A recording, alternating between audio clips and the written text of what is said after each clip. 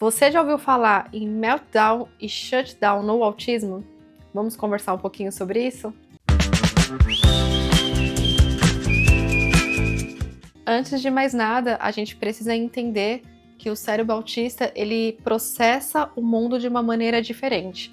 Então, sons, cheiros, toque, tudo isso geralmente é muito mais intenso.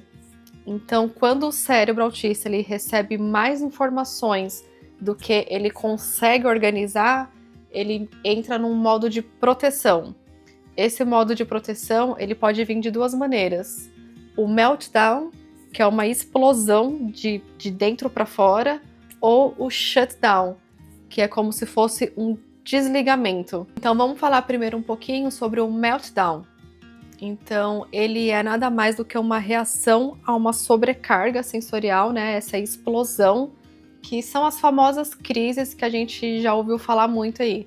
Então, geralmente, a criança, ela tá fora de si, ela não tem controle sobre aquilo, e é quando a criança fica agressiva, ela pode ter autolesão, ela pode bater em você, ela pode se bater, ela pode gritar, pode sair correndo. Então, sempre é algo muito intenso, muito explosivo, e que é fundamental a gente entender que não se trata de birra. E como eu sei diferenciar uma coisa da outra? A birra, quando a criança se joga no chão e começa a gritar, a chorar, se você geralmente tem um motivo, ela tá fazendo birra porque ela quer um chocolate. Se você der o chocolate para ela, ela vai parar na hora. O meltdown, que é a crise, não é assim. Então você vê que a pessoa ela tá fora de si. Realmente foi ali uma sobrecarga, uma reação do cérebro. Já o shutdown, ele é também uma sobrecarga sensorial, só que diferente do meltdown, que é uma explosão, é como se o cérebro falasse: eu não tenho energia para lidar com todos esses estímulos. Então é como se a criança realmente desligasse.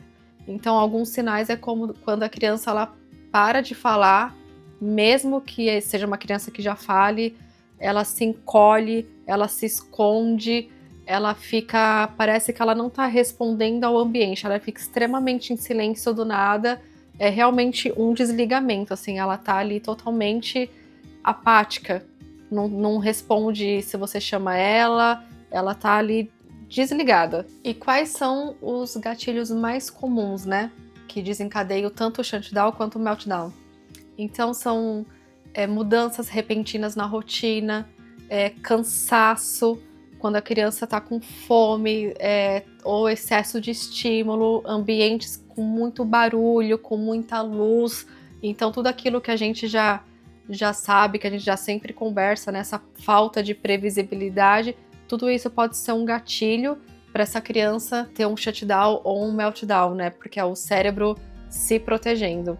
E a gente precisa entender também que quando isso acontece, não é que a criança ela está regredindo, é porque naquele momento o cérebro ele está priorizando proteção e não aprendizado. E como que a gente pode ajudar os nossos filhos durante esses episódios? Então, de preferência, se você puder, levar essa criança para um lugar mais calmo, onde não tenha muitos estímulos, diminuir a luz do ambiente, se tiver televisão ligada, se tiver barulho, tentar diminuir esses barulhos, não dar bronca, não tentar dar lição de moral, porque, como eu já disse aqui anteriormente, a criança ela tá fora de si nesse momento, então, de preferência, não falar nada, e se falar, falar baixo, falar com calma. O mais importante é a sua presença, para que essa criança se sinta segura e aos poucos ela vai conseguir ir retornando e essa crise vai passar. Então é muito importante nós pais a gente compreender, né, o porquê que isso acontece,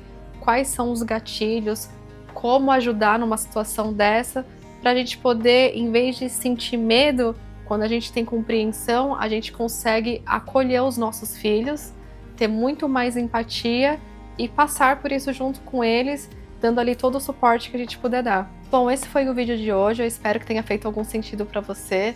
Deixa um like aqui no canal para ajudar a gente. E eu também tenho o site autismocomoelhe.com.